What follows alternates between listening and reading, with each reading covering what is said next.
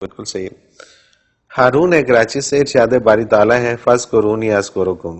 اس لحاظ سے بشر کے لیے ذکر الہی افضل ہے یا سنت الہی یعنی درود پاک صلو علیہ وسلم یہ تسلیما؟ آپ کو سنت الہی کس نے بتایا؟ سنت انبیاء کی ہوتی ہے، اللہ کی نہیں. انبیاء بھی انسان ہوتے ہیں ٹھیک ہے. اور ان کی جو عادات ہوتی ہیں وہ احکام شریعت ہوتے ہیں. جو اللہ کی طرف سے فرائض ہیں وہ فرائض ہیں. اس کے علاوہ جو کام نبی کرتے ہیں اسے نبی کی سنت کہتے ہیں، ٹھیک اور ہے. وہ بھی اللہ کے ہاں مقبول ہوتی ہے. اللہ کی سنت کس نے کہا؟ یہ تو تصور ہی غلط.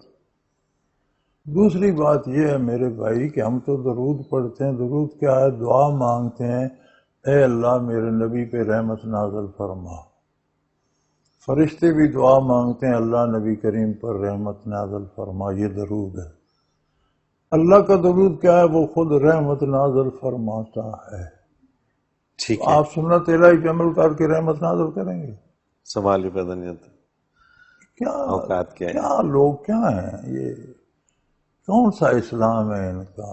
انہیں کس نے اسلام سمجھایا؟ انہوں نے کس سے سیکھا ہے؟ یا سیکھا ہی نہیں، ویسے ہی پھول بک رہے ہیں. پھول پھول جو آتا ہے بک دیتے. صحیح. یعنی جو کام اللہ کر رہا ہے آپ نے وہ کرنا ہے، تو کرنا. اللہ تو رحمت نازل کرتا ہے. اس کا درود تو یہ ہے، وہ تو دعا تو نہیں کسی سے مانگتا. فرشتے بھی دعا مانگتے ہیں، مومن بھی دعا کرتا ہے کہ نبی کریم صلی اللہ علیہ وسلم پر رحمت نازل فرما. یہ درود ہے نا، اللہم صلی علی، اے اللہ میرے نبی پر رحمت نازل فرما. فرشتہ بھی یہی کہتا ہے.